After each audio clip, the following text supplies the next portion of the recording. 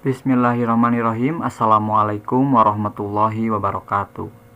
Selamat pagi, selamat siang, selamat sore, serta selamat malam. Salam sejahtera untuk kita semua. Alhamdulillahirrahmanirrahim. Puji dan syukur mari kita panjatkan kehadirat Allah Subhanahu wa Ta'ala. Salawat beserta salam semoga tercurah limpahkan kepada Nabi Muhammad Sallallahu Alaihi Wasallam. Yang terhormat dosen pengampu mata kuliah Anatomi dan Fisiologi Tubuh Manusia, Bapak Dr. Ane Suharsono, Magister Pendidikan, serta Bapak Egi Nuryadin, Magister Sains. Di sini kami dari kelompok 8 kelas B akan menjelaskan mengenai materi sistem reproduksi pada manusia. Baik, sebelum ke materi, izinkan kami memperkenalkan diri. Anggota dari kelompok 8 ini yang pertama ada Melania Ernanda, ada Neindea Angelika, ada saya sendiri Arif Hidayat, serta Muhammad Irfan Arifin. Sebab yang akan kami bahas di materi kali ini yaitu mengenai pengertian sistem reproduksi manusia, organ-organ sistem reproduksi pria, spermatogenesis, organ-organ sistem reproduksi wanita, oogenesis, fertilisasi, menstruasi, hormon-hormon yang berperan pada siklus menstruasi pada wanita, kehamilan, hormon-hormon yang berperan selama proses kehamilan, tahap-tahap terjadinya persalinan, dan yang terakhir kelainan yang ditemukan pada sistem reproduksi. Baik, mungkin langsung saja ke materi yang pertama akan dijelaskan sendiri oleh saya sendiri. Baik, yang pertama yaitu mengenai pengertian sistem reproduksi manusia. Reproduksi adalah kemampuan makhluk hidup untuk menghasilkan keturunan yang baru. Tujuannya adalah untuk mempertahankan jenisnya dan melestarikan jenis agar tidak punah. Sedangkan sistem reproduksi adalah sistem yang berperan dalam menghasilkan gamet fungsional pada tubuh. Menurut Peck 2007, menjelaskan reproduksi menggambarkan pembuatan telur, sperma, dan proses-proses yang menyertai sampai pembuahan atau fertilisasi. Sistem reproduksi terdiri dari organ seks primer atau gonad, seperti testis pada pria dan ovarium pada wanita, yang menghasilkan hormon dan menghasilkan gamet, yaitu sperma dan telur. Selain itu juga ada organ seks sekunder, berupa kelenjar dan saluran-saluran. Sistem reproduksi pada manusia akan mulai berfungsi ketika seseorang mencapai kedewasaan atau pubertas, atau masa akil baligh. Pada seorang pria, testisnya telah mampu menghasilkan sel kelamin jantan, yaitu sperma, dan hormon testosteron. Sedangkan, seorang wanita, ovariumnya telah mampu menghasilkan sel telur, yaitu ovum, dan hormon wanita, yaitu estrogen. Begitu pentingnya masalah seksualitas dalam kehidupan manusia, sehingga ada pendapat ahli yang ekstrim menyatakan bahwa semua tingkah laku manusia pada hakikatnya dimotivasi dan didorong oleh seks. Maka tidaklah mengherankan bahwa ada pendapat peneliti lain mengatakan bahwa kebanyakan gangguan kepribadian, gangguan tingkah laku terjadi oleh adanya gangguan pola perkembangan kehidupan psikoseksualnya. Selanjutnya, sistem reproduksi pada laki-laki. Sistem reproduksi laki-laki secara anatomi, sistem tersebut terdiri dari genitalia eksternal dan genitalia internal. Genitalia eksternal terdiri dari penis dan skrotum. Sedangkan genitalia internal terdiri dari testis dan organ-organ penunjang fungsinya, yaitu seperti epididymis, ductus deferens atau vas deferens, vesicula seminalis, ductus ejaculatorius, glandula prostatica, dan glandula bulboretralis atau glandula Cowperry.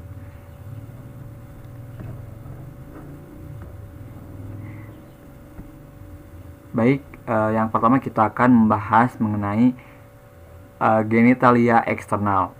Tadi telah disebutkan bahwa genitalia eksternal yaitu terdapat penis dan juga skrotum. Di samping itu ada organ lain atau jaringan lain seperti rambut yang tumbuh di sekitar alat kelamin. Yang pertama yaitu penis. Penis adalah organ silindris yang berfungsi untuk melewatkan urin dan membawa sperma atau menyalurkan sperma kepada vagina wanita. Secara anatomi, organ penis dibagi menjadi dua, yaitu pars occulta dan pars libera. Pars occulta yang disebut juga radix penis atau pars fixa adalah bagian penis yang tidak bergerak, terletak dalam spatium perinea superficialis atau yang ini. Pars occulta merupakan jaringan erektil. Pars occulta terdiri dari crus penis dan bulbus penis. Crus penis melekat pada bagian kaudal sebelah dalam dari ramus inferior osis ischi ventral dari tuber ischiadum. Masing-masing crus penis ini tertutupi oleh musculus ischiocavernosus dan selanjutnya kaudal dari symphysis pubis. Kedua crus penis tersebut bergabung disebut sebagai corpora cavernosa penis. Sedangkan bulbus penis terletak antara kedua crus penis dalam spatium perinea superficialis. Fasciesis superior melekat pada fascia diafragma urogenital inferior, sedangkan fascies lateralis dan inferior tertutup oleh musculus bulbocavernosus. Ke arah kaudal berubah menjadi corpus spongiosum penis yang juga ikut membentuk corpus penis. Penis juga dibagi menjadi 3 bagian, yaitu akar yang menghubungkan penis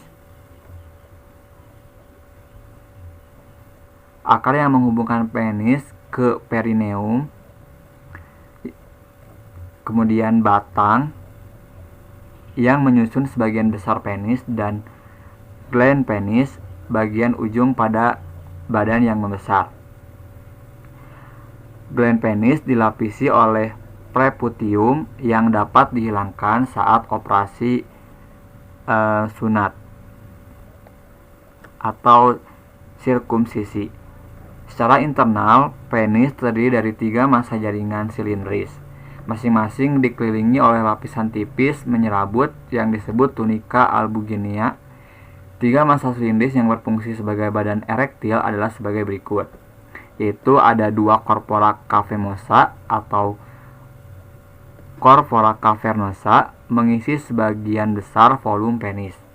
Bagian dasarnya disebut cru penis, menempel pada diafragma urogenital. Selanjutnya yaitu corpus spongiosum. Corpora spongiosum merupakan badan tunggal melindungi uretra dan membesar di bagian ujung membentuk gland penis. Bagian bulat pada penis merupakan pembesaran corpus spongiosum yang menempel pada diafragma urogenital. Selanjutnya yaitu skrotum. Skrotum merupakan kantong yang terdiri dari jaringan kutis dan subkutis yang terletak dorsal dari penis dan kaudal dari symphysis pubis. Skrotum juga terbagi atas 2 bagian dari luar oleh lapes skrota dan dari dalam oleh septum skrotum. Septum skrotum skrota. Masing-masing skrotum membungkus testis, epididymis dan sebagai funiculus spermaticus. Skrotum sinistra lebih rendah daripada dekstra. Lapisan skrotum terdiri dari lapisan kutis dan lapisan subkutis. Lapisan kutis merupakan lapisan kulit yang sangat tipis, mengandung pigmen lebih banyak daripada kulit sekitarnya sehingga lebih gelap warnanya. Terdapat sedikit rambut tetapi memiliki kelenjar sebasea dan kelenjar keringat yang lebih banyak. Yang kedua adalah lapisan subkutis, disebut juga tunika dartos. Lapisan ini terdiri dari serabut-serabut otot polos dan tidak didapatkan jaringan lemak.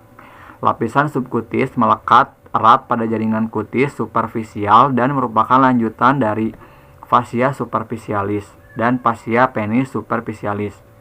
Skrotum berfungsi sebagai kantong kulit khusus yang melindungi testis dan epididymis dari cerda fisik dan merupakan pengaturan suhu testis. Nah, mungkin tadi sudah dijelaskan mengenai genitalia eksternal dan sekarang organ yang menyusun sistem organ pada bagian dalam atau genitalia internal. Yang pertama yaitu ada testis. Testis merupakan organ berbentuk ovoid dengan jumlah 2 buah.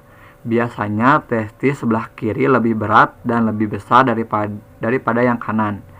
Testis terletak di dalam skrotum dan dibungkus oleh tunika albuginea, beratnya 10-14 gram, panjangnya 4 cm, diameter antero-posterior kurang lebih 2,5 cm. Testis memiliki struktur dari luar sebagai berikut,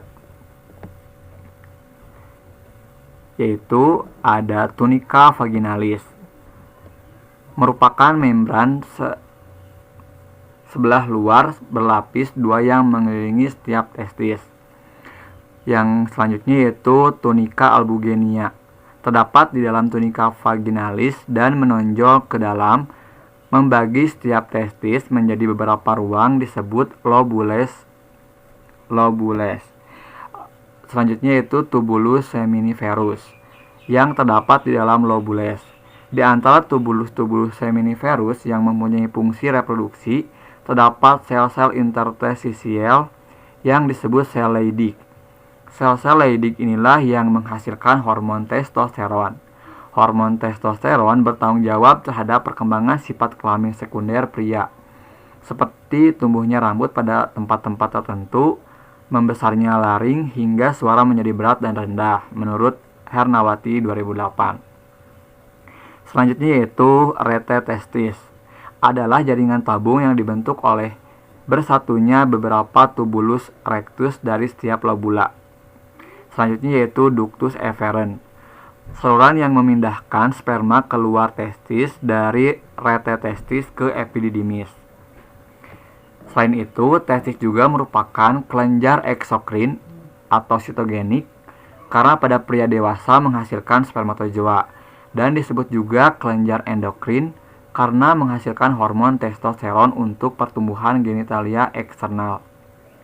Testis terbagi menjadi lobulus kira-kira 200-400.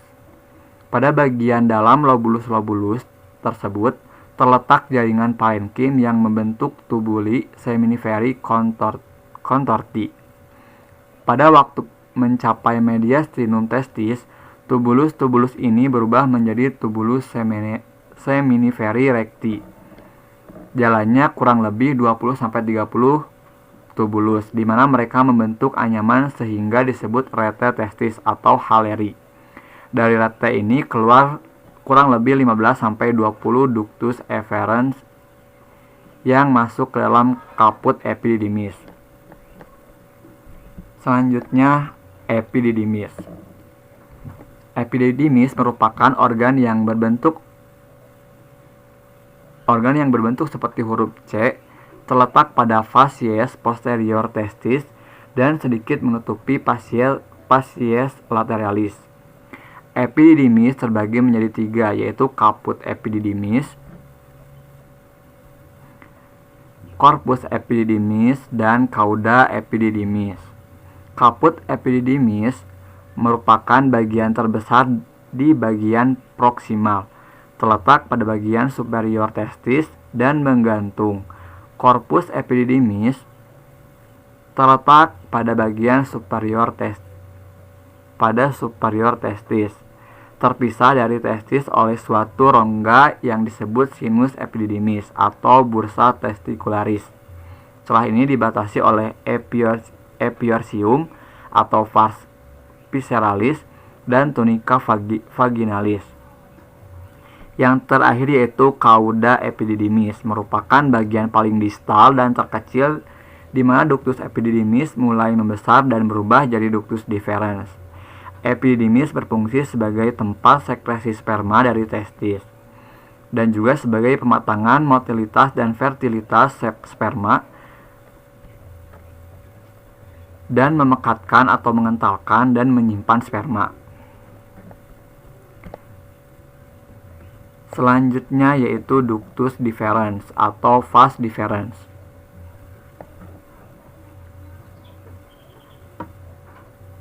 Yang ini merupakan lanjutan dari ductus epididymis. Ductus deferens atau vas deferens adalah tabung yang dilewati sperma ketika meninggalkan epididymis. Setiap tabung memasuki rongga perut, melewati kandung kemih, kemudian bersama-sama dengan ductus dari vesicula seminalis bergabung dengan ductus ejakulatori. Sebelum memasuki saluran ejakulatori, ductus deferens membesar membentuk daerah yang disebut ampula. Sperma disimpan dalam ductus deferens sampai kontraksi peristaltik otot polos di sekitar ductus mendorong sperma ke depan selama ejakulasi. Berfungsi sebagai pembawa spermatozoa dan epididymis ke ductus ejaculatorius dan menghasilkan cairan semen yang berfungsi untuk mendorong sperma keluar dari ductus ejaculatorius dan uretra.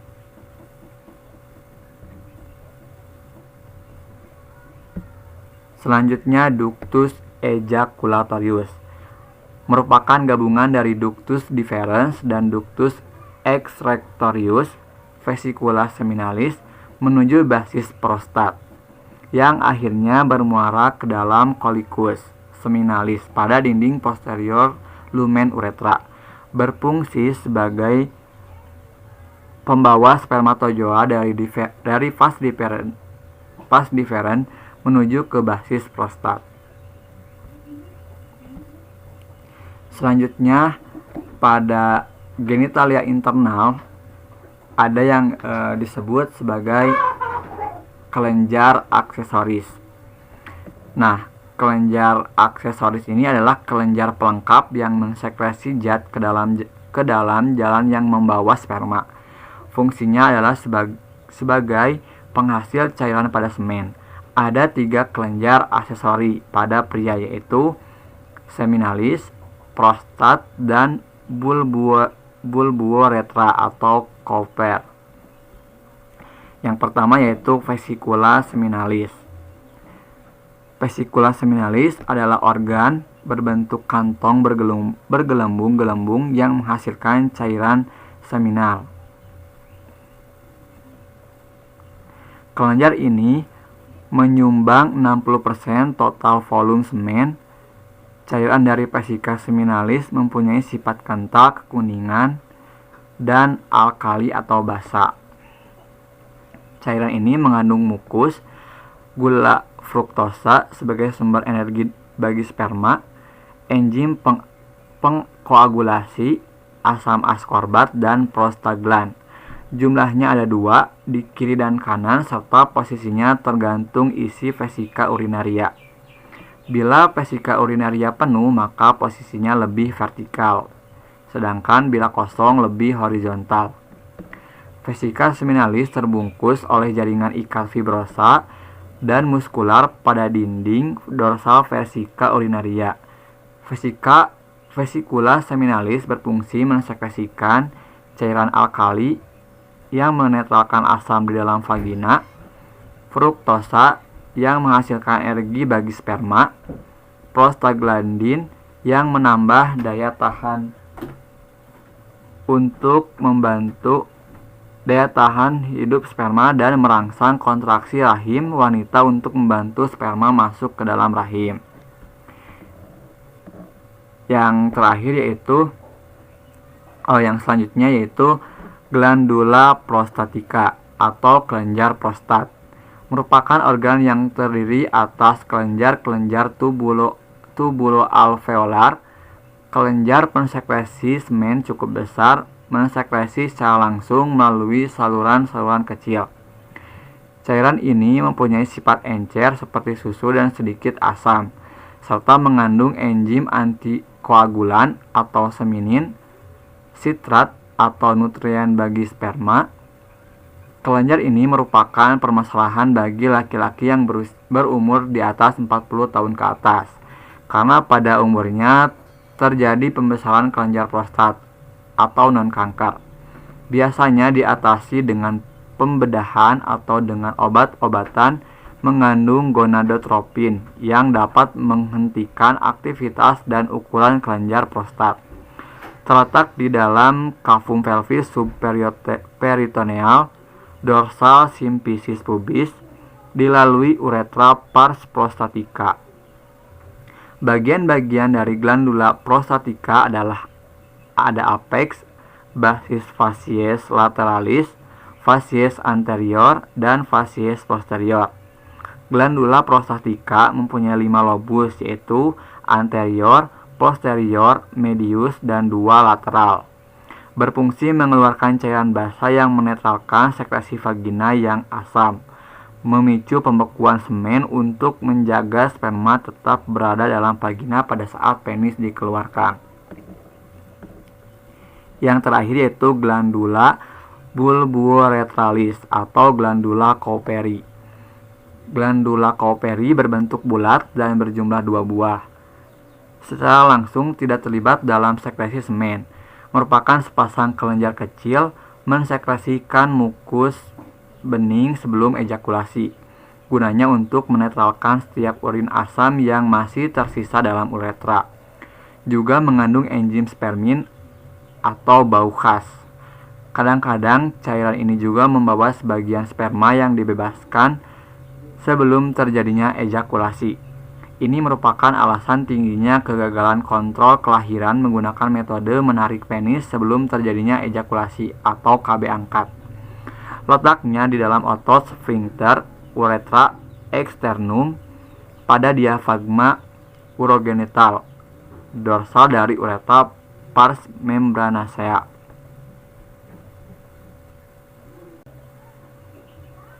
Selanjutnya yaitu ada uretra. Uretra adalah jalan bagi urin dan semen. Terdapat 3 daerah uretra yaitu uretra prostat melewati kelenjar prostat, uretra menyelaput melewati diafragma urogenitalia, dan uretra spons atau penil yang melewati daerah penis. Uretra berakhir pada mulut uretra eksternal. Yang terakhir yaitu ada yang disebut sebagai pita sperma atau spermatic cord. Pita sperma yaitu mengandung pembuluh limpa, saraf, ductus deferens, dan otot kremaster. Pita sperma menghubungkan setiap testis ke rongga tubuh, memasuki dinding perut melewati saluran inguem.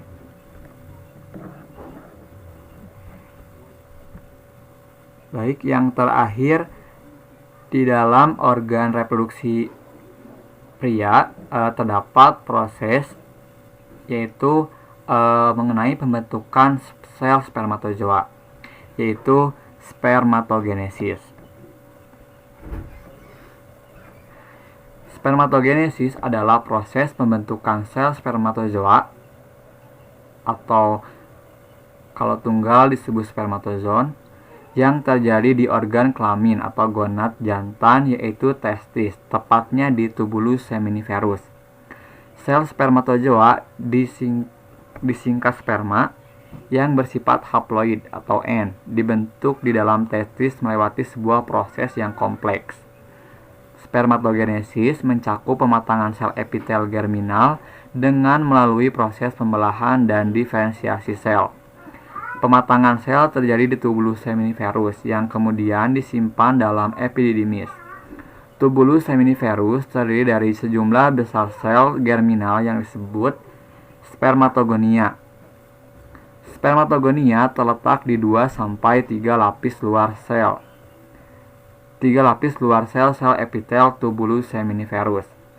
Spermatogonia berdiferensiasi melalui tahap-tahap perkembangan tertentu untuk membentuk sperma.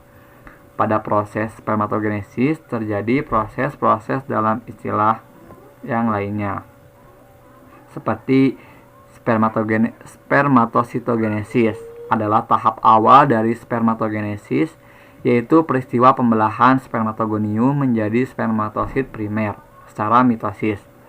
Selanjutnya, spermatosit melanjutkan pembelahan secara meiosis menjadi spermatosit sekunder dan spermatid. Istilah ini biasa disingkat proses pembelahan sel dari spermatogonium menjadi spermatid. Selanjutnya ada istilah spermiogenesis.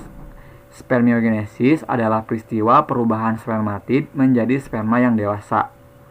Spermiogenesis terjadi di dalam epididymis dan membutuhkan waktu selama 2 hari. Terbagi menjadi tahap. 1 yaitu pembentukan Golgi dan aksonema dan kondensasi DNA. Yang kedua yaitu pembentukan cap akrosom. Yang ketiga pembentukan bagian ekor.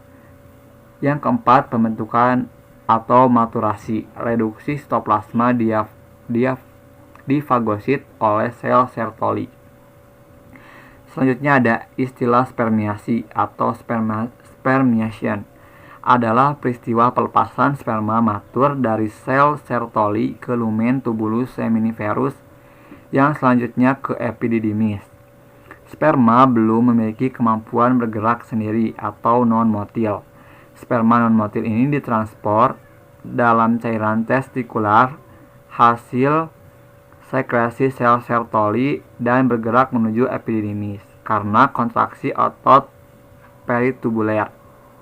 Sperma baru mampu bergerak dalam saluran epididymis, namun pergerakan sperma dalam saluran reproduksi pria bukan karena motilitas sperma sendiri, melainkan karena kontraksi peristaltik otot saluran.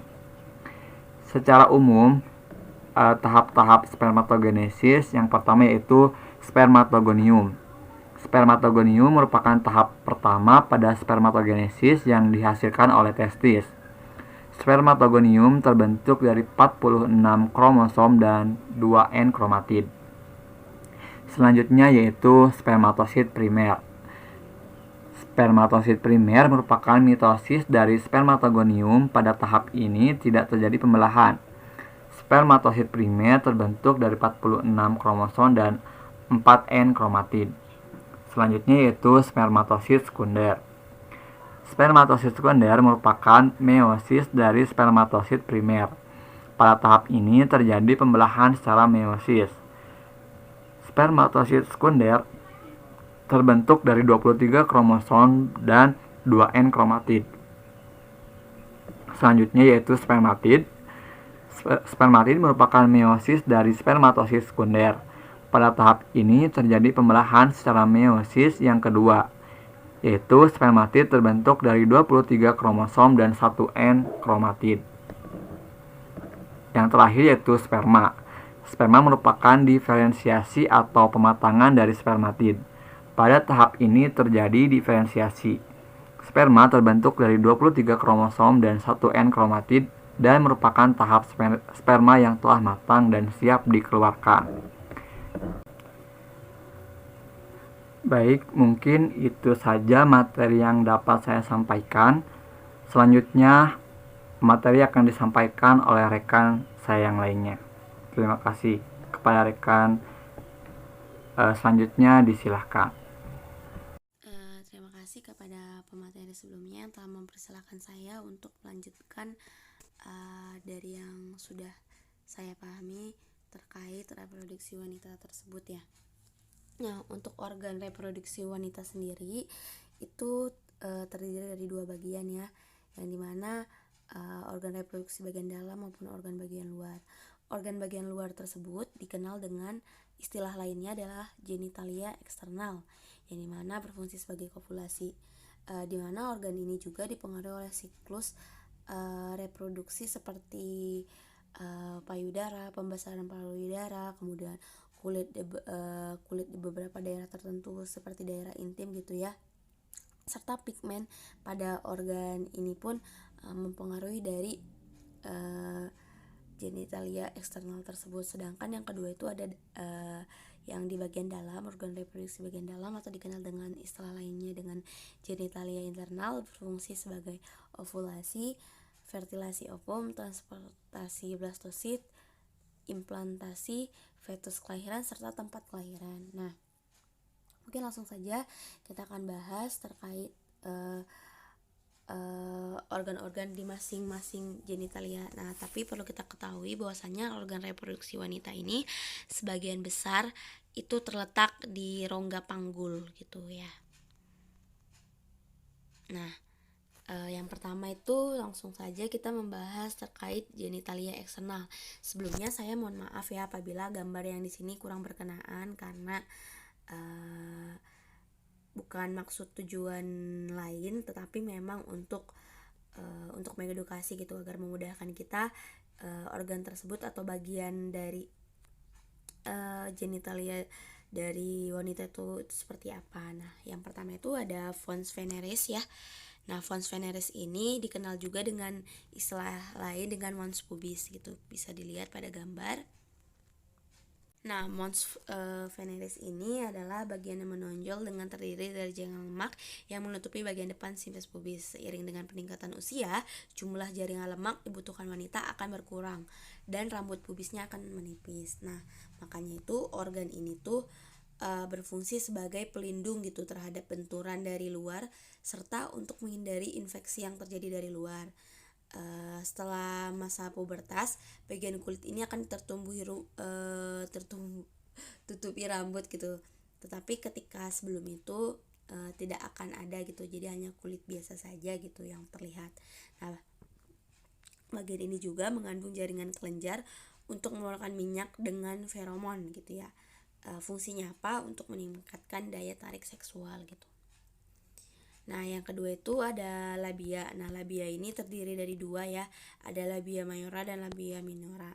Labia ini terletak di bagian luar, terdiri dari dua pasang lipatan kulit di kedua sisi pembukaan si vagina tersebut gitu. Nah, baik labia mayora dan minora ini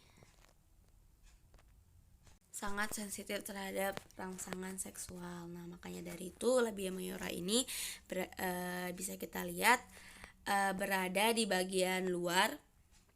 Ini bagian luar yang ditutupi dengan rambut kemaluan setelah memasuki masa pubertas. Nah, tersusun dari jaringan lemak dan kelenjar keringat yang memproduksi cairan lubrikasi. Nah, letaknya di bawah mons pubis atau veneris yang memanjang dari sampai ke daerah perineum. Nah, perineum itu yang di daerah ini sebenarnya area ini merupakan kulit antara lubang vagina dan anus. Bagian ini relatif berukuran besar dan berdaging. Maksudnya berdaging di sini berarti memiliki otot yang tebal ya. Nah, selanjutnya itu ada labia minora di bagian dalamnya. Nah, labia minora ini letaknya tepat di dalam labia mayora yang mengelilingi pembukaan si vagina. Nah, pembukaan yang dimaksud adalah mengelilingi saluran yang menghubungkan bagian bawah rahim dan mengelilingi daerah uretra. Nah, uretra ini maksudnya adalah saluran pembawa urin dari kandung kemih ke keluar tubuh. Nah, pada labia minora ini memiliki lapisan kulit yang halus sehingga mudah teriritasi dan terjadi pembengkakan. Nah, bagian dari labia minora ini ukurannya setiap individu itu akan berbeda-beda gitu, serta tidak ditumbuhinya rambut gitu di daerah tersebut. Tersusun juga dari jaringan lemak yang banyak pembuluh darah serta otot volos, di mana dimiliki juga ujung saraf yang serabut seperti itu.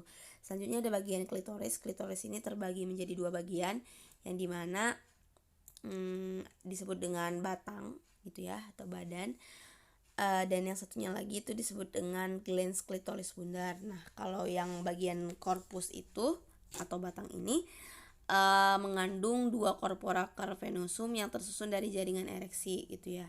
Dan sedangkan glans klitoris bundar ini mengandung banyaknya urat saraf sensoris dengan pembuluh darah. Nah, jumlah pembuluh darah yang berada dan persyarapan yang di dalam ini banyak, sehingga ketika sangat sensitif gitu ketika ada suhu, sentuhan maupun sensasi tekanan. Nah, klitoris ini tepatnya ditutupi oleh lipatan kulit atau dikenal juga dengan istilah prepotium. Klitoris ini berbentuk tonjolan ya, tonjolan seperti yang sudah disampaikan berdasarkan bagiannya tuh yang sensitif terhadap rangsangan dan tempat terjadinya area ereksi gitu. Klitoris inilah menjadi titik rangsang dari wanita ketika melakukan organ intim. Tepatnya juga letaknya tuh di bagian bawah labia minora.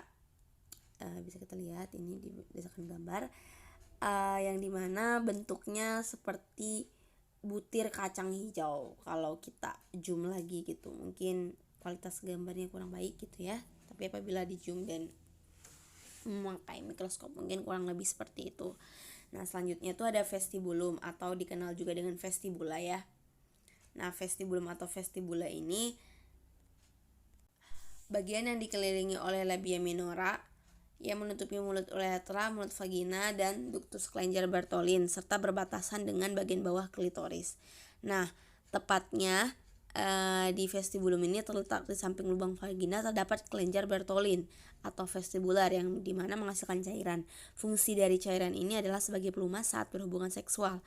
Nah, vestibulum ini juga memiliki muara-muara sebanyak 6 buah, di mana itu ada muara vagina, muara uretra, 2 Klenger-Bartholini yang tepatnya di samping agak ke belakang dari mulut vagina, serta 2 Klenger skene. Nah, itu tepatnya itu di samping dengan agak ke dorsal uretra berukuran kecil. Nah, selanjutnya itu ada organ himen. Sebelumnya mohon maaf ya nggak ada gambarnya, saya juga nggak paham kenapa nggak ada, tapi ketika di dalam file mah ada gitu. Nah, uretra ini himen ini dikenal juga dengan selaput darah. Selaput darah ini merupakan selaput membran tipis yang menutupi vagina. Selaput darah ini memiliki satu lubang berbentuk bulan sabit atau sirkular yang ukurannya sedikit lebih besar, yang biasanya mengeluarkan darah ketika terjadinya menstruasi. Nah, selain itu bentuk dari selaput darah ini ada berbagai macam jenis. Nah, sebelumnya kan udah kita kenal dengan sabit ya. Nama lain dari sabit ini adalah himen seminolaris. Sedangkan kalau bentuknya himen hamularis itu berbentuk cincin. Kemudian kalau ada juga dengan himen cribriformis, itu lubangnya kecil berbentuk saringan. Selanjutnya itu ada jenis juga himen fimbriatus, ini berlubang kecil berbentuk umbai tidak beraturan. Nah, di bagian ini tuh perlu diketahui sekedar for information gitu ya, bahwasannya pada gadis atau wanita tuh sulit membedakan gitu himen yang bentuk ini ketika mengalami penetrasi gitu. Nah, selanjutnya ada jenis himen imperforatus di mana tidak memiliki lubang gitu. Selain daripada itu, ada beberapa bagian atau daerah yang ditemukan juga di bagian genitalia eksternal pada wanita. Yang pertama itu ada vulva ya. Vulva itu merupakan bagian terluar dari organ reproduksi wanita yang terdiri dari labia minora, labia mayora, kemudian klitoris, mons pubis, himen, vestibulum, orificium ureter extremum atau kelenjar-kelenjar yang pada dinding vagina. Selanjutnya ada lubang vagina atau dikenal juga dengan mulut vagina. Di sini tuh terletak di bagian belakang kandung kemih dengan posisi di bawah rahim. Fungsinya adalah sebagai saluran persalinan, tempat masuknya sperma ke rahim, hingga saluran keluarnya darah. Lubang vagina ini bagian pintu masuk menuju vagina. Lubang ini dijaga oleh si selaput darah gitu. Jadi memang masih berkaitan gitu ya.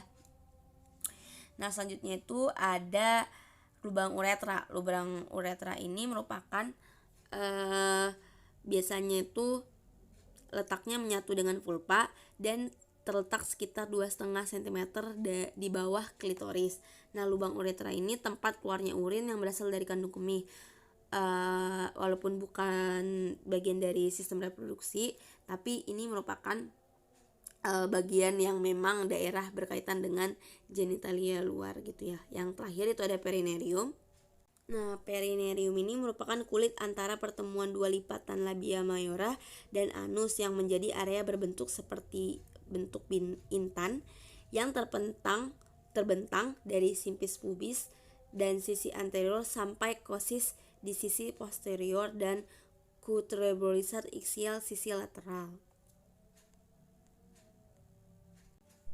Nah, selanjutnya itu kita bisa langsung ya ke organ genitalia internal. Nah, genitalia internal ini terdiri dari uterus, cervix, corpus, tuba fallopi, dan ovarium. Nah, untuk uterus sendiri itu terletak di bagian belakang kandung kemih, di depan rektum dan diikat oleh 6 ligamen. Organ reproduksi wanita ini berongga yang menjadi perantara pertemuan oviduk kanan dan kiri, dan bentuknya seperti buah pir terbalik yang gepeng dan tersusun dari lapisan otot yang memiliki sifat elastis sehingga bisa membesar sesuai dengan perkembangan dari si janin. Nah, ini si uterus ya. Nah, untuk uterus sendiri perlu diketahui memiliki fungsi juga sebagai tempat pembuatan hormonal seperti HCG. Nah, untuk rahim sendiri memiliki atau uterus yang memiliki bagian-bagian, diantaranya itu ada cervix dan corpus. Nah, untuk cervix sendiri terletak memang di bagian bawah rahim yang membuka ke arah puncak vagina, yang dimana organ ini berbentuk silinder atau tabung seperti lorong sempit. Nah, selama masa pubertas, lapisan lendir yang ada pada vagina ini memiliki permukaan yang berkerut-kerut, sehingga perubahan tekstur lendir cervix ini bertujuan untuk mencegah atau membantu terjadinya kehamilan. Nah, cervix ini sendiri terdiri dari dua bagian, di mana dinding luar leher rahim itu dikenal dengan extor cervix dan dinding di bagian dalam itu dikenal dengan endocervix. Dinding cervix bersifat fleksibel ya, sehingga dapat meregang dan membuka jalan lahir saat persalinan. Nah, selanjutnya itu ada korpus atau dikenal dengan badan rahim, bagian di dalam rahim tersebut. Nah, si korpus ini terletak di arah ke depan. Nah, selama masa reproduktif, korpus ini 2 kali lebih panjang dari cervix ya. Kita bisa lihat dari gambar pun memang bentuknya berbeda ya. Nah, si korpus ini juga merupakan saluran untuk darah mengalir ya ketika menstruasi, dan tempat si sperma ketika berhasil disimpan di serviks lalu bergerak menuju korpus, di mana masuk ke tuba fallopi untuk membuahi si sel telur. Makanya dari itu ketika melakukan hubungan seksual itu waktunya itu 1-2 hari sebelum ovulasi bisa menyebabkan kehamilan. Nah, selain daripada adanya serviks dan korpus, ada bagian lain atau daerah lain di dalam uterus sendiri, yaitu ada ligamentum atau penyangga uterus atau dikenal juga dengan parametrium. Nah, lipatan ini dengan berbagai penebalan yang menghubungkan rahim dengan tulang panggul yang terletak di rongga panggul atau pelvis. Bentuk rongga panggul itu kan udah disampaikan berbeda-beda ya.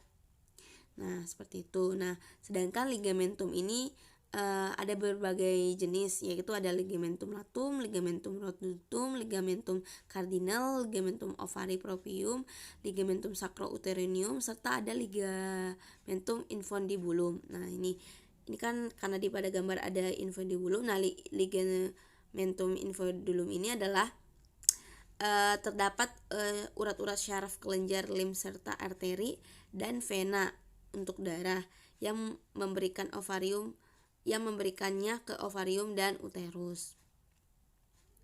Selain daripada itu, ada bagian vaskular uterus yang dimana terdiri arteri unerin, cabang arteri hipokastika, serta arteria ovaria cabang aorta abdominis. Selain itu juga ada fundus uterus yang dimana bagian bundar yang letaknya superior terhadap mulut tuba fallopi. Nah, di sekitar sini ya berarti. Nah, kemudian dinding uterus seperti layaknya pada cervix tadi ya udah dikasih tahu ada dua kalau pada cervix ada dua ya.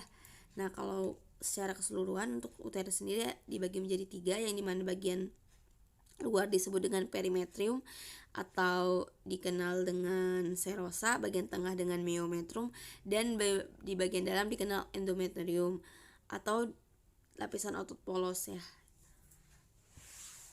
Nah, selanjutnya itu ada bagian atau organ yakni yang disebut dengan tuba fallopi atau oviduct. Nah, mungkin sudah sangat familiar ya. Nah, si oviduct ini merupakan yang menghubungkan ovarium dan uterus, kemudian memiliki bentuk seperti saluran yang bercorong masing-masing membentang dari ujung kanan dan kiri dengan panjang sekitar 10 meter. Nah, sedangkan ovarium sendiri adalah berada di sisi kanan dan kiri rongga panggul yang bersebelahan dengan berjumlah 2 buah yang terletak di kedua sisi rahim yang berada pada lapisan posterior ligamentum latum. Dan ovarium ini berbentuk oval sebesar ibu jari atau dikenal juga dengan berbentuk seperti biji almond yang menghasilkan telur dan hormon reproduksi pada wanita seperti estrogen dan progesteron yang dilepaskan dalam aliran darah. Nah, dikarenakan memang oogenesis ini adalah proses pembentukan dan perkembangan sel telur atau ovum yang memang sudah dijelaskan ya sebelumnya di embrio di pertemuan awal. Nah, karena ini merupakan tindak lanjut dari ovarium, mungkin saya akan membahas secara singkat saja gitu ya. Tahapan dari oogenesis itu terdiri dari 4 tahapan. Yang pertama itu ada proliferasi yang mana perbanyakan, kemudian ada pertumbuhan, ada pematangan, dan ada perubahan bentuk. Nah, untuk polimerisasi ini adalah tahapan perbanyakan berlangsung secara berulang-ulang. Gametogonium yang dimana membelah menjadi 2, menjadi 4 menjadi 8. Nah, untuk pertumbuhan sendiri itu ada oogonium akan tumbuh membesar menjadi oogonium 1. Kemudian untuk pematangan sendiri itu terdapat 2 kali pembelahan meiosis. Setelah fase pertumbuhan oogonium 1 mengalami tahap pematangan yang berlangsung secara meiosis. Akhir dari meiosis 1 ini akan terbentuk oogonium 2 dan akhir dari meiosis 2 akan terbentuk ootit. Nah, ketika perubahan bentuk, ootit dalam fase terakhir akan mengalami perubahan bentuk. Kemudian pada mamalia sudah pasti manusia, selesai meiosis 1 pada betina berbentuk oosit 2 dan 1 polosit. Polosit jauh lebih kecil dari oosit karena sitoplasma sedikit sekali. Jadi pada betina oosit yang tumbuh itu akan menjadi 1 ovum gitu atau dikenal 1 sel telur ya. Nah, adapun hormon yang mempengaruhi selama proses oogenesis itu ada hormon FSH, hormon LH, hormon estrogen dan progesteron. Nah, selanjutnya ada proses fertilasi yang dimana memang proses ini penggabungan antara sel sperma dan sel ovum pada makhluk hidup untuk bereproduksi atau membentuk embrio. Nah, karena memang fertilisasi ini juga sudah dijelaskan sebelumnya di materi embriologi, saya pun tidak begitu detail ya menjelaskannya, hanya mengulas saja. Jadi apabila disingkat gitu, fertilisasi ini dibagi menjadi 4 tahapan. 4 tahapan. Di antaranya tuh ada masuknya sperma, kemudian bertemunya sel sperma dan sel telur, bersatunya sel telur dan sperma yang kunci dari fertilisasi tersebut, dan terjadinya aktivasi. Nah, perlu diketahui bahwasannya pertama-tama sel sperma akan mengalami peningkatan ion kalsium sehingga ekor sperma dapat bergerak lebih aktif. Kian dekat dengan sel telur, antigen yang ada pada permukaan sel sperma akan menghilangi sehingga sperma mengikat sel. Nah, yang kedua, ketika terjadinya bertemu itu cukup rumit ya, karena jika sel telur wanita memiliki zona pellucida yang terlalu tebal, ada kemungkinan sel sperma tidak bisa mengikat sel telur sehingga pertumbuhan tidak dapat terjadi. Zona pellucida ini adalah lapisan pembungkus sel telur yang mengandung 3 jenis glikoprotein. Nah, untuk tahap selanjutnya itu bersatunya sel telur dan sel sperma. Nah, tahap inilah sel sperma untuk melepaskan ekornya. Sementara selama proses pembuahan terjadi, bagian sperma lainnya seperti mitokondria berfungsi melakukan pembelahan sel telur sehingga sperma tersebut bisa masuk ke dalam sel telur dan ukurannya lebih besar dari sel sperma hingga terjadinya proses pembuahan. Waktu dari pembuahan sendiri itu pada sel telur kurang lebih 24 jam ya. Nah, setelah pembuahan, sel telur membutuhkan waktu 3-4 hari untuk mencapai rahim gitu. Selanjutnya ada aktivasi, di mana tahap terakhir kurang lebih dalam perkembangannya zigot akan berkembang menjadi embrio, lalu berkembang lagi menjadi fetus atau janin ketika kehamilan seorang wanita mulai menginjak usia 9 minggu hingga janin tersebut dilahirkan ke dunia. Mungkin cukup sekian yang dapat saya sampaikan. Saya serahkan kepada pemateri selanjutnya. Terima kasih. Mohon maaf bila masih ada kekurangan dalam penyampaian atau terlalu cepat ataupun kurang keterpuasan dari materi yang disampaikan. Terima kasih. Oke, di sini saya akan menjelaskan materi menstruasi. Apa sih pengertian dari menstruasi? Pengertian menstruasi adalah suatu keadaan fisiologis atau normal, merupakan peristiwa pengeluaran darah dan sisa-sisa sel secara berkala yang berasal dari mukosa uterus dan terjadi relatif teratur, mulai dari menarche sampai menopause, kecuali pada masa hamil dan laktasi. Lama pendarahan pada menstruasi bervariasi. Pada umumnya 4-6 hari, tapi ada juga 2-9 hari masih dianggap fisiologis. Siklus menstruasi digunakan sebagai pertanda kesehatan seorang perempuan. Terdapat beberapa faktor yang mempengaruhi panjang dan keteraturan dari siklus menstruasi. Itu berupa faktor stres psikososial, aktivitas fisik, berat badan, dan gangguan endokrin. Menstruasi disebabkan oleh berkurangnya estrogen dan progesteron secara tiba-tiba, terutama progesteron pada akhir siklus ovarium bulanan, dengan mekanisme yang ditimbulkan oleh kedua hormon di atas terhadap sel endometrium. Maka, lapisan endometrium yang nekrotik dapat dikeluarkan disertai dengan pendarahan yang normal. Menstruasi biasanya terjadi pada usia 11 tahun dan berlangsung hingga pada usia menopause. Biasanya terjadi sekitar usia 45-55 tahun. Normalnya menstruasi berlangsung selama 3-7 hari.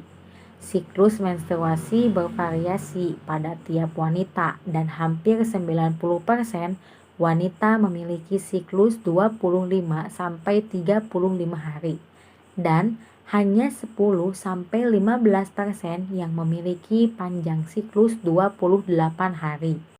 Selanjutnya, fase-fase menstruasi.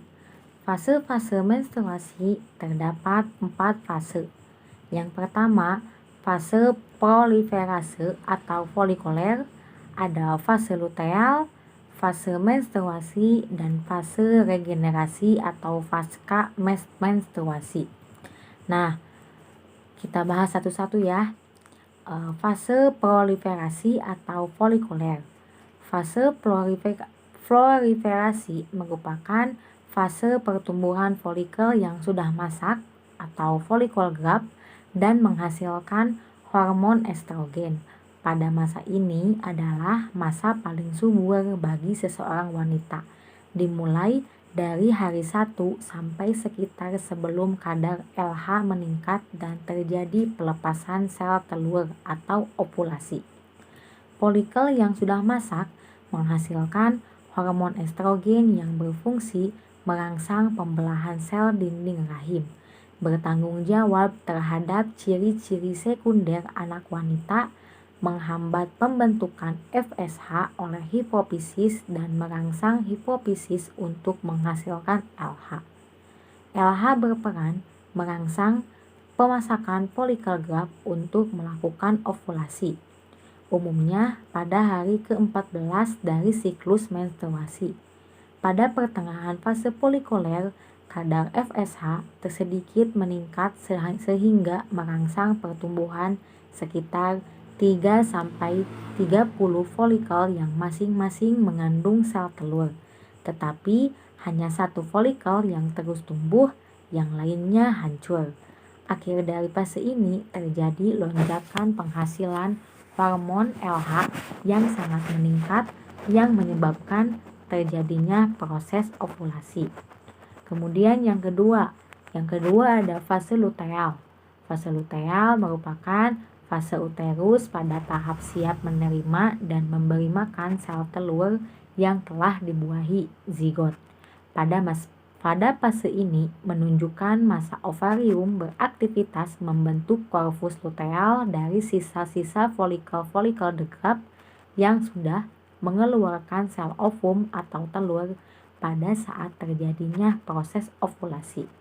Pada fase ini, peningkatan hormon progesteron yang diikuti oleh penurunan kadar hormon-hormon FSH, estrogen, dan LH.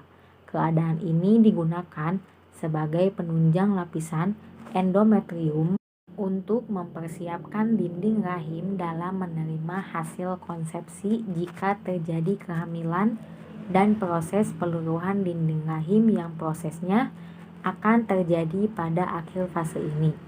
Nah, yang ketiga ada fase menstruasi. Pada fase menstruasi menunjukkan saat-saat masa terjadinya proses peluruhan dari lapisan endometrium uteri disertai pengeluaran darah dari dalamnya, terjadi kembali peningkatan kadar dan aktivitas hormon-hormon FSH dan estrogen yang disebabkan tidak adanya hormon LH dan pengaruhnya karena produksi telah dihentikan oleh peningkatan kadar hormon progesteron secara maksimal. Hal ini mempengaruhi kondisi normal dan dinding-dinding di dalam vagina dan uterus yang selanjutnya dapat mengakibatkan perubahan-perubahan higien pada daerah tersebut dan menimbulkan keputihan. Darah menstruasi biasanya tidak membeku kecuali jika pendarahannya yang sangat hebat. Nah, yang terakhir ada fase regenerasi atau fase pasca menstruasi. Pada fase ini terjadi proses pemulihan dan pembentukan kembali lapisan endometrium uteri, sedangkan ovarium mulai beraktivitas kembali membentuk folikel-folikel yang terkandung di dalamnya melalui pengaruh hormon-hormon FSH dan estrogen yang sebelumnya sudah dihasilkan kembali di dalam ovarium. Bila tidak dibuahi atau tidak terjadi fertilisasi, maka proses ini akan berulang dan terjadilah fase menstruasi kembali. Panjang proses menstruasi dihitung dari hari pertama periode menstruasi sampai hari di mana pendarahan dimulai disebut sebagai hari pertama yang kemudian dihitung sampai dengan hari terakhir sampai yaitu 1 hari sebelum pendarahan menstruasi bulan berikutnya dimulai. Nah, teman-teman bisa dilihat ada gambar di PPT menunjukkan dari fase-fase menstruasi. Dan juga terdapat kadar hormon yang mempengaruhi pada fase menstruasi apakah hormon tersebut meningkat ataukah menurun. Selanjutnya, gangguan pada siklus menstruasi. Kelainan menstruasi terjadi karena ketidakseimbangan hormon yang mengatur haid. Namun, dapat juga disebabkan oleh kondisi medis lainnya. Berikut jenis kelainan haid. Yang pertama, amenorea. Amenorea adalah kondisi di mana perempuan tidak mengalami menstruasi pada usia subur. Amenorea dibagi menjadi 2, yaitu amenorea primer dan amenorea sekunder. Amenorea primer apabila seorang perempuan yang telah berusia 14 tahun dan belum mengalami menstruasi dan tidak mengalami pertumbuhan karakteristik seksual sekunder lainnya, seperti perkembangan payudara dan pertumbuhan rambut pubis, atau berusia 16 tahun namun tidak mengalami menstruasi meskipun karakteristik sekunder sudah berkembang. Kemudian yang kedua ada oligomenorea. Oligomenorea disebut juga sebagai haid jarang atau siklus panjang dan jika haid terjadi siklusnya lebih dari 35 hari. Yang ketiga ada polimenore. Polimenore adalah kelainan haid di mana siklus kurang dari 21 hari dan siklus pendek dari 25 hari. Nah, yang keempat ada dysmenore. Dysmenore adalah kondisi di mana wanita mengalami nyeri saat menstruasi umumnya pada hari pertama dan kedua haid. Gejalanya berupa nyeri atau kram di perut bagian bawah yang terus berlangsung dan terkadang menyebar hingga ke punggung bawah serta paha. Rasa nyeri tersebut juga bisa disertai sakit kepala, mual, muntah. Dysmenore ini bisa terjadi karena kadar hormon prostaglandin yang tinggi saat hari pertama haid. Setelah beberapa hari, hormon ini akan berkurang kadarnya hingga dapat membuat nyeri haid ikut mereda. Nyeri haid jenis ini biasanya akan mulai berkurang seiring bertambahnya usia atau setelah melahirkan. Nah, yang kelima ada menorrhagia. Menorrhagia adalah gangguan menstruasi berupa keluarnya darah menstruasi secara berlebihan atau dalam jumlah yang terlampau banyak, sehingga mengganggu aktivitas sehari-hari. Ini termasuk durasi haid yang berlangsung lebih dari menstruasi normal, yakni lebih dari 5-7 hari. Nah, yang terakhir ada premenstrual dysphoric disorder atau PMDD. Menjelang menstruasi, tidak sedikit wanita mengalami nyeri atau kram perut ringan, sakit kepala, dan keluhan psikologis seperti perubahan mood, merasa cemas, gelisah, hingga mudah emosi. Gejala-gejala yang muncul mendekati datang bulan ini disebut dengan PMS atau premenstrual syndrome. Namun, jika gejala PMS yang dirasakan cukup berat hingga mengganggu aktivitas sehari-hari, maka kondisi ini disebut PMDD. Selain nyeri haid yang disertai sakit kepala, gejala PMDD bisa berubah sedikit berlebihan atau disphoria, gelisah, susah tidur, makan berlebihan, sulit konsentrasi, depresi, merasa lemas dan tidak berenergi, hingga muncul ide atau keinginan untuk bunuh diri. Penyebab PMDD atau PMS belum diketahui secara pasti, namun diduga karena adanya kelainan zat kimia di otak yang mengatur mood. Salah satu zat kimia ini adalah serotonin. Selain itu, ada beberapa hal yang diduga turut berperan dalam munculnya kondisi ini seperti faktor keturunan, kelebihan berat badan, jarang berolahraga, penyakit tiroid, konsumsi alkohol, dan penggunaan obat-obat terlarang. Sekarang, hormon yang mempengaruhi siklus menstruasi. Hormon yang mempengaruhi siklus menstruasi ada hormon estrogen. Hormon estrogen berperan penting dalam pembentukan fisik dan organ reproduksi wanita. Misalnya, dalam menumbuhkan kelenjar payudara dan rambut di sekitar organ intim, memproduksi sel telur di dalam ovarium, serta mengatur siklus menstruasi. Estrogen akan meningkat pada fase ovulasi dan menurun pada fase luteal. Yang kedua, hormon progesteron. Salah satu fungsi hormon progesteron adalah merangsang lapisan dinding rahim untuk menebal dan siap menerima sel telur yang telah dibuahi.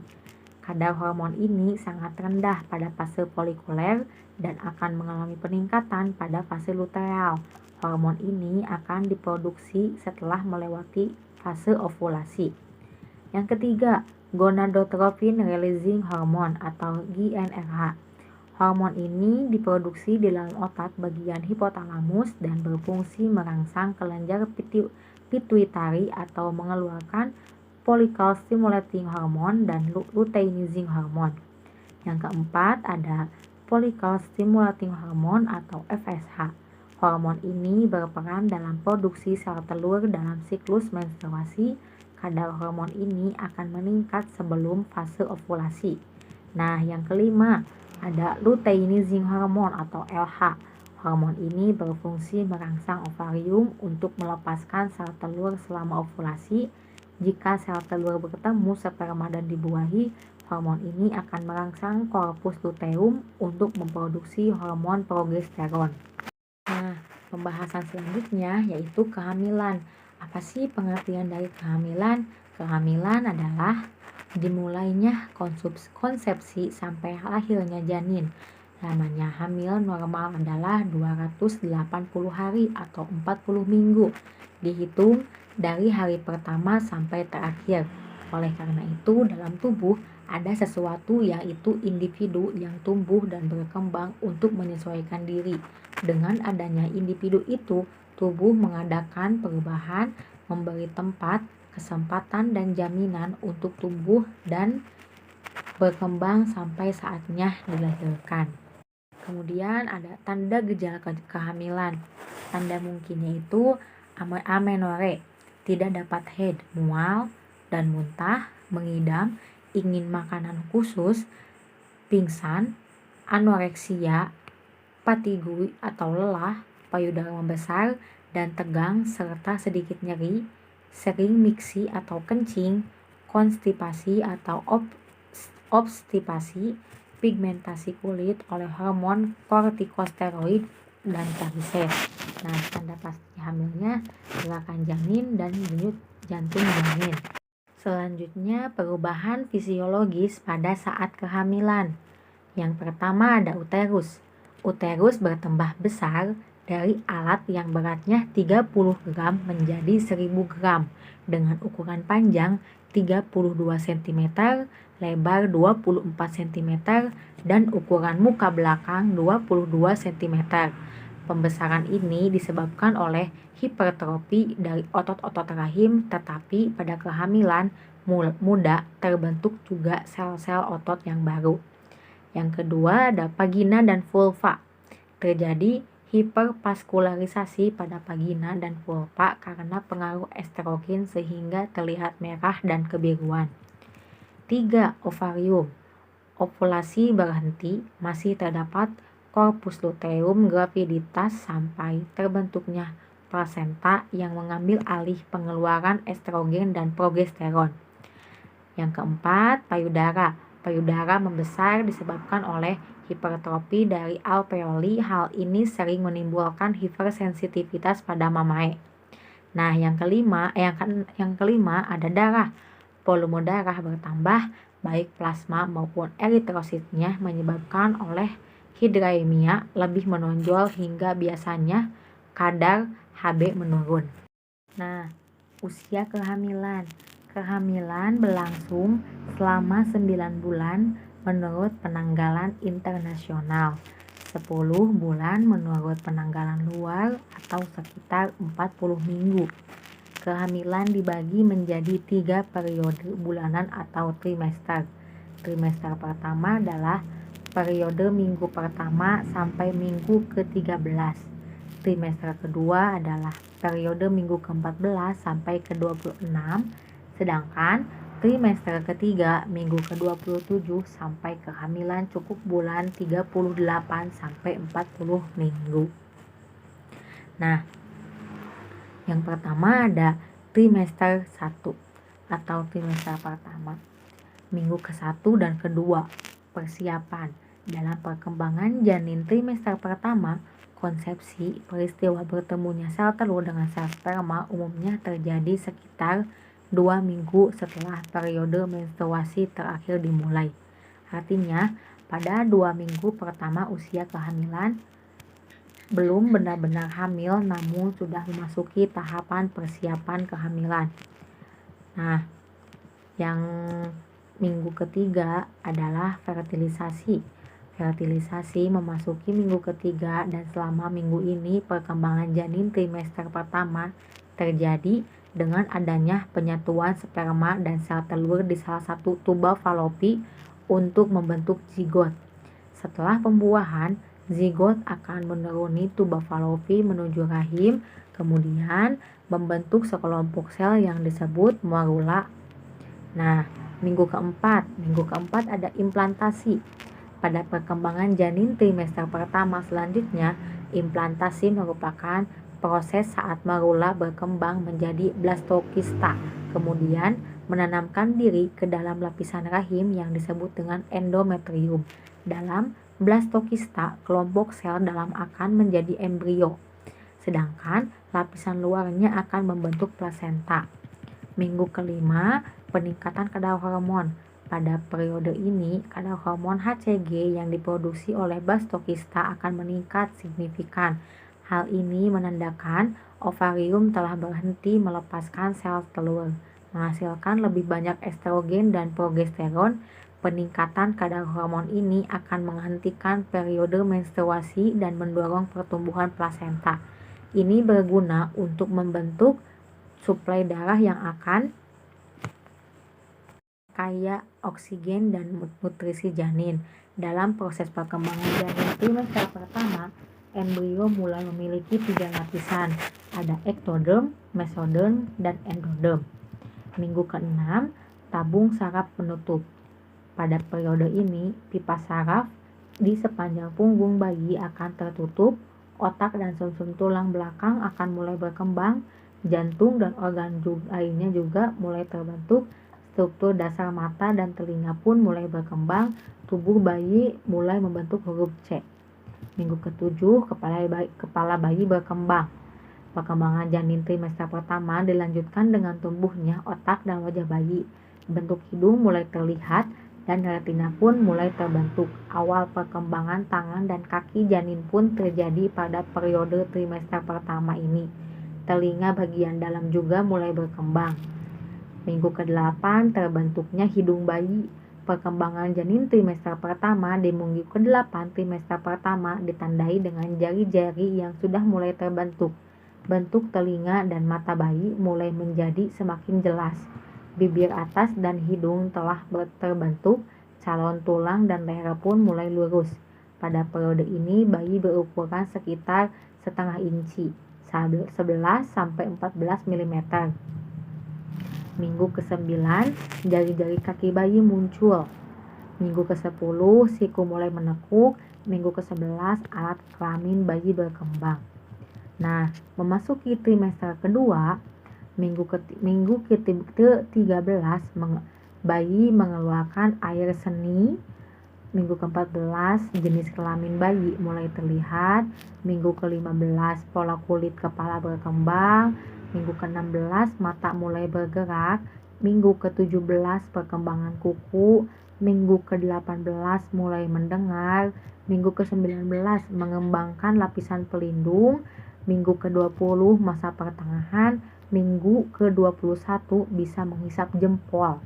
Minggu ke-22, rambut kepala terlihat. Minggu ke-23, bentuk sidik jari. Minggu ke-24, kulit keriput. Minggu ke-25, merespons suara. Minggu ke-26, paru-paru berkembang. Minggu ke-27, bayi bertambah gemuk. Nah, selanjutnya trimester ketiga. Bayi tersebut semakin lama dalam kandungannya, maka akan terbentuknya organ-organ yang lebih kompleks dan mempunyai fungsi yang sesuai dari organ-organ tersebut sampai ke minggu ke-40. Baik, selanjutnya yaitu jenis-jenis hormon kehamilan. Yang pertama ada hormon chorionic gonadotropin ataupun HCG, yang mana hormon ini merupakan hormon kehamilan yang diproduksi di plasenta. Nah, hormon ini sering dijadikan acuan positifnya kehamilan gitu pada test pack yang dijual di pasaran. Nah, jika suatu HCG tersebut muncul, maka alat tes kehamilan tersebut akan menunjukkan tanda positif. Dan jika HCG tidak ada dalam artian kehamilan tak terjadi, maka alat tes kehamilan menunjukkan tanda negatif. Dan selain itu, hormon HCG ini berfungsi untuk menjaga kehamilan dan perkembangan janin. Nah, kadar HCG rendah itu merupakan sesuatu yang normal pada kehamilan yang masih muda. Namun ini juga dapat menjadi tanda kehamilan ektopik, keguguran, dan kematian bayi. Nah, sementara itu, kadar HCG yang sangat tinggi bisa menjadi pertanda kehamilan kembar, sindrom Down, ataupun hamil anggur. Yang kedua dan yang ketiga yaitu ada estrogen dan progesteron, yang mana kedua hormon ini itu berperan dalam masa kehamilan 3-4 bulan pertama pada masa kehamilan. Nah, setelah itu fungsinya nantinya akan diambil alih oleh plasenta. Nah, hormon estrogen ini makin banyak dihasilkan seiring dengan bertambahnya usia kandungan si ibu, karena fungsinya yaitu merangsang kontraksi uterus. Sedangkan untuk hormon progesteron sendiri itu semakin sedikit karena fungsinya juga menghambat kontraksi uterus. Nah, selanjutnya yaitu ada hormon prolaktin, yang mana hormon ini merupakan hormon yang disekresikan oleh plasenta, dan juga hormon ini berfungsi untuk memacu glandula mamae untuk memproduksi air susu, dan juga serta untuk mengatur metabolisme tubuh janin ataupun fetus agar tetap mendapatkan nutrisi. Nah, selanjutnya yaitu ada hormon human placental lactogen ataupun HPL. Nah, yang mana hormon ini diproduksi oleh plasenta sejak kehamilan menginjak usia 2 minggu. Nah, hormon ini juga berperan dalam menyiapkan nutrisi yang dibutuhkan janin dan merangsang kelenjar susu di payudara hingga masa menyusui. Nah, selanjutnya yaitu perubahan fisiologi kehamilan terhadap sistem tubuh, yang mana pada masa kehamilan itu kan terjadi suatu perubahan gitu pada tubuh seorang ibu ataupun wanita. Nah, perubahan tubuh seorang wanita atau ibu itu nantinya akan menimbulkan suatu ketidaknyamanan pada ibu hamil, yang mana pada ketidaknyamanan tersebut itu berhubungan dengan perubahan anatomi dan fisiologi yang berhubungan dengan aspek emosi di dalam masa kehamilan, yang mana juga karena kehamilan itu merupakan masa transisi bagi wanita ataupun ibu gitu, karena terdapat banyak perubahan-perubahan yang terjadi pada saat kehamilan, baik itu perubahan fisik ataupun perubahan psikologis. Nah, yang pertama yaitu di sini ada perubahan uterus.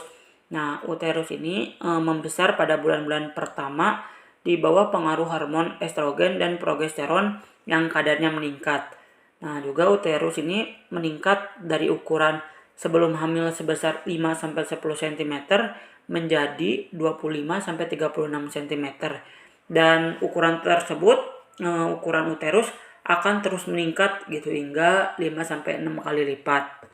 Kedua yaitu vagina atau vulva, yang mana vagina atau vulva ini mengalami perubahan akibat hormon estrogen. Adanya hiperspakulasi ini nantinya akan mengakibatkan vagina dan vulva ini tampak lebih merah dan juga agak kebiruan livide atau bisa disebut dengan tanda Kedwick. Yang mana vagina membiru ini yaitu karena adanya pelebaran pembuluh darah. Ada ovarium, yang mana pada permulaan kehamilan masih didapati korpus luteum graviditas sampai terbentuknya plasenta. Nah, pada kira-kira kehamilan 16 minggu, si korpus luteum graviditas ini berdiameter kira-kira 3 cm, kemudian mengecil setelah plasenta terbentuk. Nah, sejak kehamilan 16 minggu, fungsi itu akan diambil oleh plasenta, terutama fungsi produksi progesteron dan estrogen. Nah, selama 16 minggu itu, selama kehamilan 16 minggu, ovarium itu tenang ataupun istirahat. 4 yaitu ada mamae. Nah, mamae ini akan membesar dan juga tegang gitu akibat karena adanya hormon estrogen dan juga hormon progesteron. Nah, pada kehamilan ini nantinya akan terbentuk lemak sehingga si mamae tersebut menjadi lebih besar. Nah, pada kehamilan 12 minggu ke atas, kemudian dari puting susu itu nantinya dapat keluar cairan berwarna putih agak jernih yang disebut dengan kolostrum. Selanjutnya yaitu ada tahapan persalinan normal. Di sini ada 3 tahapan. Yang pertama tahapan pertama, kemudian ada tahapan kedua, dan ada tahapan ketiga. Yang mana tahapan pertama ataupun tahapan pembuka ini terjadinya suatu kontraksi, yang mana terjadinya suatu kontraksi tersebut akan membuat si serviks terbuka secara bertahap, yang mana dalam tahap pertama ini si serviks itu mulai melentur sehingga serviks tersebut dapat terbuka dan melebar sampai 10 cm. Dan juga pada tahap pertama ini tuh merupakan tahap yang paling panjang dari persalinan. Karena apa? Karena pada tahapan ini tuh berlangsung selama beberapa jam, bahkan beberapa hari sebelum seorang wanita ataupun seorang ibu hamil tersebut menjalani persalinan. Seperti itu. Nah, serviks yang terbuka secara bertahap itu dinamakan dengan fase laten. Nah, selama fase laten tersebut, si wanita ataupun si ibu hamil itu nantinya akan merasakan suatu kontraksi. Yaitu ada tahapan kedua. Tahapan kedua ini atau disebut dengan tahapan pengeluaran bayi. Yang mana tahapan kedua ini tuh berlangsung dari terbukanya serviks sampai kelahiran bayi. Nah, ketika si serviks tersebut sudah terbuka dengan sempurna, maka si bayi itu akan bergerak mendorong tubuhnya ke jalan lahir menuju vagina tersebut. Nah, dalam tahap kedua ini, jika ini adalah pertama seseorang melahirkan normal, maka akan membutuhkan waktu sampai dengan 3 jam sebelum keluarnya bayi. Namun jika seseorang pernah melahirkan sebelumnya, maka proses pada tahapan kedua ini tuh tidak terlalu lama gitu, hanya memakan waktu selama kurang dari 2 jam. Nah, ketika si kepala bayi telah menyentuh vagina, maka si dokter tersebut nantinya akan meminta wanita ataupun ibu yang hamil tersebut berhenti mengejen dan juga mengambil napas, karena dengan hal tersebut itu akan membantu memberikan waktu pada otot yang berada di antara vagina dan anus untuk merenggang, sehingga ibu atau wanita itu bisa melahirkan dengan perlahan.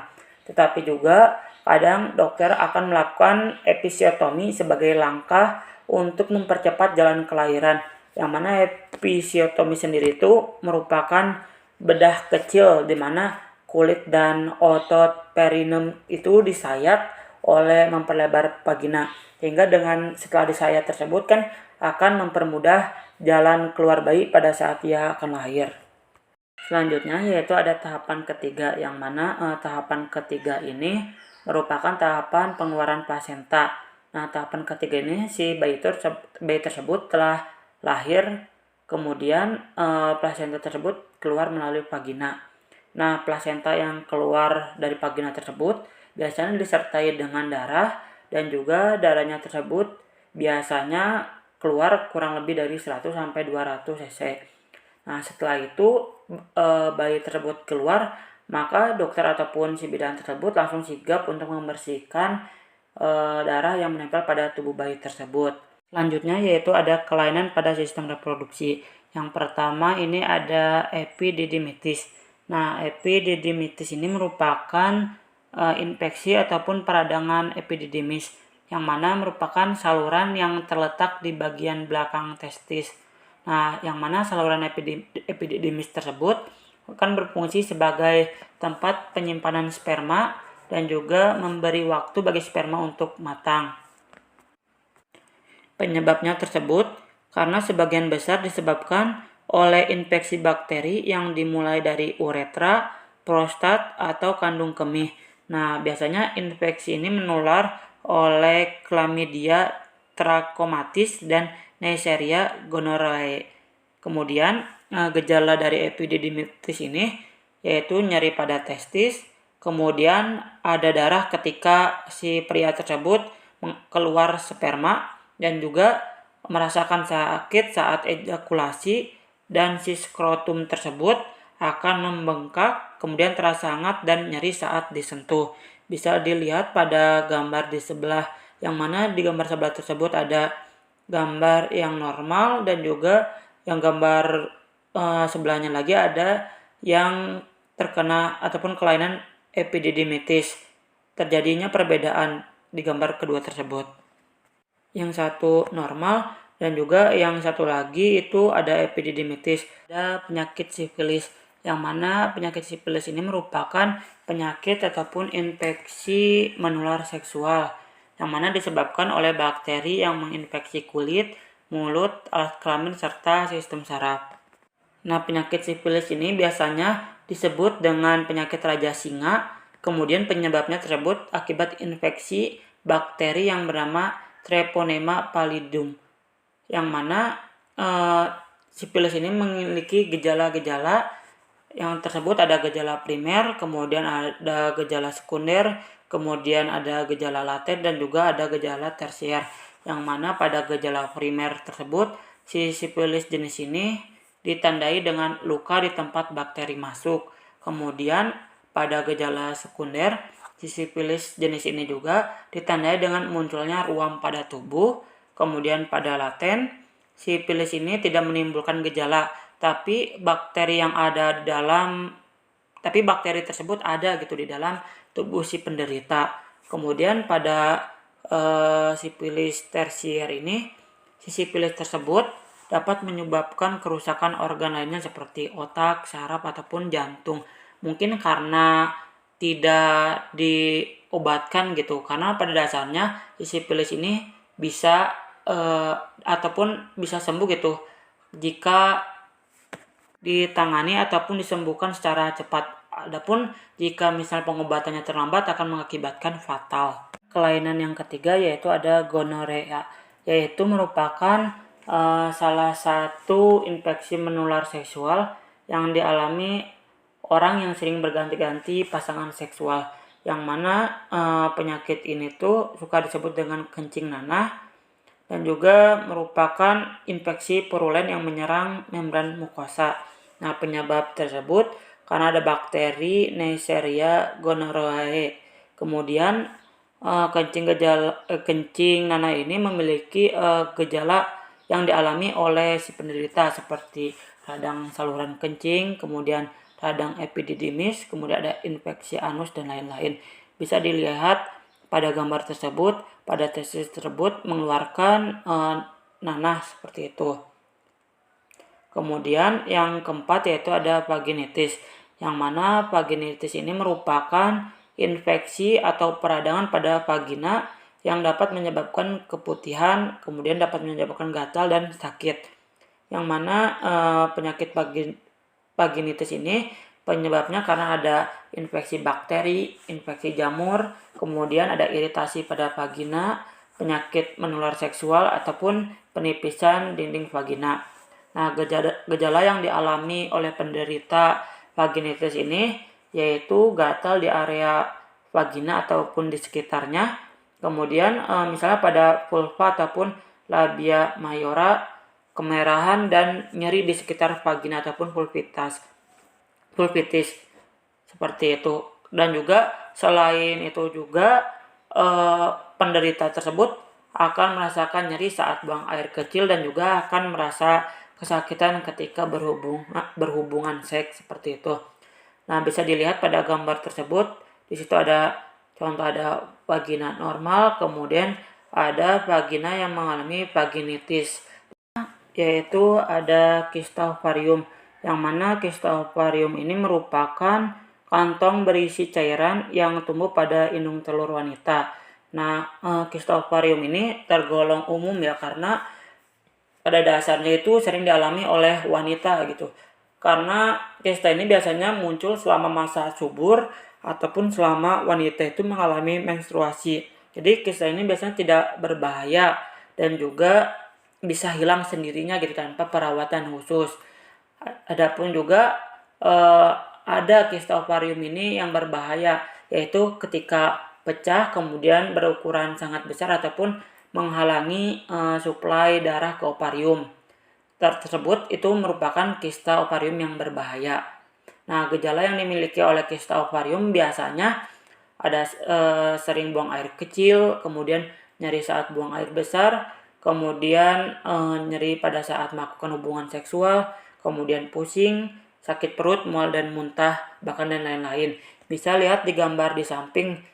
Di situ ada kista ovarium yang mana ada ovarium normal dan juga ada di samping itu ada kista ovarium yang menonjol bulat seperti itu. Kemudian yang terakhir yaitu ada kanker serviks, yang mana kanker serviks ini merupakan pertumbuhan abnormal yang terbentuk pada serviks ataupun bagian bawah dari rahim atau uterus. Nah, penyebab tersebut karena ada infeksi virus human papilloma virus ataupun HPV, yang mana gejala seseorang yang mengidapi kanker serviks ini akan pendarahan vaginanya itu tidak normal, kemudian pada vagina tersebut mengalami keputihan yang tidak biasa gitu. Kan tadi mah keputihan saja, tapi di sini mah dari tidak biasa gitu putihnya. Kemudian gejalanya yang lain rasa nyeri saat berhubungan intim, kemudian frekuensi buang air kecil meningkat, dan pembengkakan di salah satu tungkai dan ada bercak darah di urin. Seperti itu.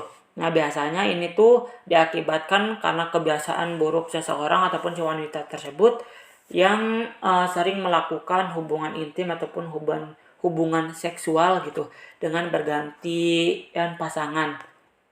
Seperti itu. Nah, di situ juga ada gambar mengenai kanker serviks yang mana di sini dekat uterus tersebut keputihannya itu tidak biasa, jadi putih banget gitu. Seperti itu. Nah, mungkin sekian yang bisa saya sampaikan. Mohon maaf apabila ada kesalahan. Wassalamualaikum warahmatullahi wabarakatuh. Alhamdulillahirrahmanirrahim. Mungkin itu saja yang dapat kelompok kami sampaikan. Silahkan rekan-rekan dapat bertanya baik melalui personal chat kepada anggota dari kelompok 8 maupun diskusi pada grup yang telah ada. Terima kasih atas perhatiannya. Mohon maaf atas segala kekurangannya. Billahi taufik wal hidayah. Wassalamualaikum warahmatullahi wabarakatuh.